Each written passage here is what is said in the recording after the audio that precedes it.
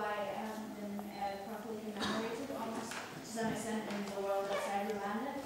And particularly like in the UK, it might be because Rwanda is, I don't want to say of no interest to the UK, but the UK holds like no interests that it would have like, I know it had like peacekeepers there and stuff, but it's not as close as it is like France and Germany and Poland, etc. It's like a long, far way into them, it's just like another African country. They don't even colonize or like was it in there for like in that. I don't want to like say that they're completely unfeeling towards it, but they just have like no direct cause for sympathy with it, like, in terms of their, not in terms of their morality. Now, I'm wondering, first of all, who is UN and what is UN? That's one. So if you talk about individual countries, I will not complain. But if we come to UN as an international community, which is directly responsible for, I am sure they had representatives because there were peace talks going on, and the UN itself was one carrying out the peace talks from 1990 to 1994. And the last peace talk, which saw the president plane crash, is the one which led to everything. And they were, I'm sure they were still in Tanzania or in Rwanda. So everything was completely ignored. The best thing that was done was to remove their representatives from dangerous places. Back to, yeah. So the main conflict goes to international community, and which brings back who is the international community? We are the international community, and if we have to be responsible for each other, then those are the things we should always look for and avoid.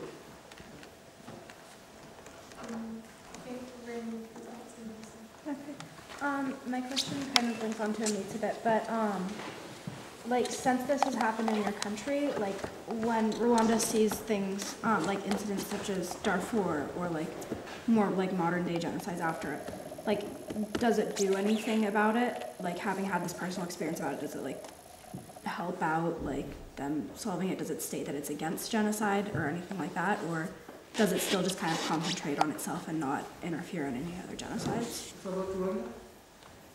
What? Yeah, talk about Rwanda. Yeah, just like as a country. Yeah, definitely, yes. A couple of, first of all, as Rwanda, its population is really small. It's really small. Mm-hmm.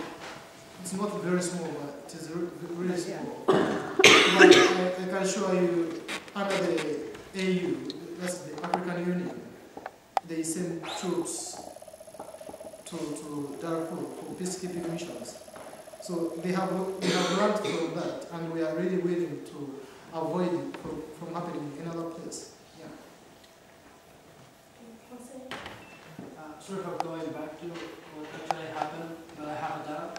Until now, the idea that I had about the genocide was that it had been something reciprocal, that the Hutus had killed the Tutsis and the Tutsis had killed the Hutus as well. Is that right, or is it mostly wrong? Yeah, I would say, yeah, both the Hutus died. But the sense in which the Hutus died, I would say, if it is a political war and the war is declared, basically it targets the government, and the current government was the Hutu government, and the soldiers were fighting back by the Hutu soldiers. So in that sense, some people died, of course that's war. But when it comes to me and you, someone I've never seen a gun, maybe I've never touched it, and I come to your house, you can create the feeling within yourself. That was a different thing completely. So mostly it was by the Hutu part. Yeah. In the face of.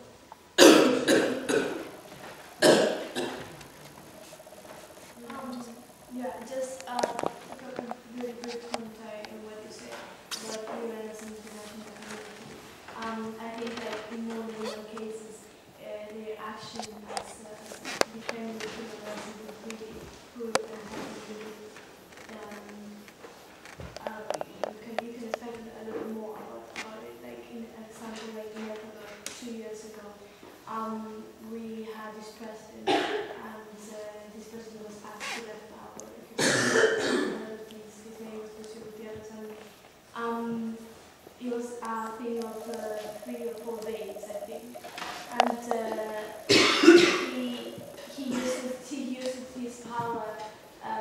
to like violation of human rights was like that person there from one of the ministers, you could see people shooting down to the street they were protesting against the government.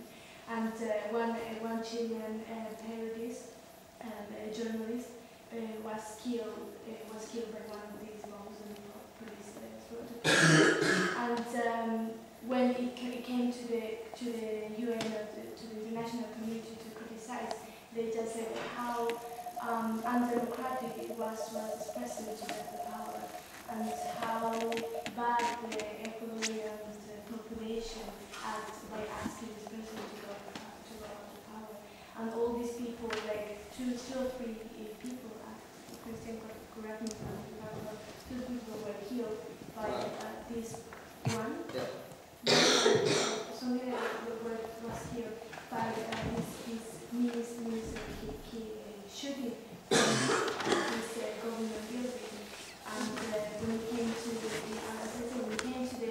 the UN to comment, they just had voice to say how democratic it was to ask this president of power. And no one did anything until now he's free in Ecuador.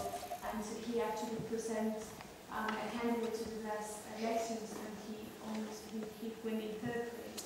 So it's quite worrying. I think it's quite worrying. It's quite depressing how we have a voice to say, yeah, we defend human rights when it comes to activities. Okay. Well, I guess that follows on from the whole UN and their purpose. I think how much time we've got left? Probably 2 more questions. Okay, first off, there's been a lot of talk about different genocides that we don't remember, but I also have to think nobody ever seems to talk about, of course, recently with France passing a new law that was in the news briefly, Turkey, I can't remember his name, I think it's Palmuk, Turkey imprisoning Palmuk over it, that was briefly in the news, but the Armenian genocides very rarely talked about, that was before the Holocaust. Moreover, we're talking about the Holocaust now, and yet we're not bringing up the gays, the communists, the priests, most notably the gypsies who were killed during the Holocaust. We talk about all the recent things that have happened, and yet we're still forgetting all the things that did happen in, as it were, Europe's own backyard all these 70, 80, 90 years ago.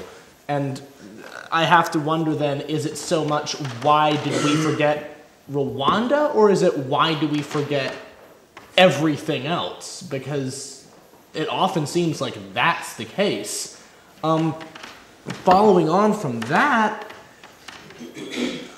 I understand, I almost get the sense when you talk about, of course it's a very unique situation in that it's not, for example, Chinese oppressing Tibetans or Germans oppressing a Jewish community that is at least in some way separate from the rest of the community and later at least becomes separate.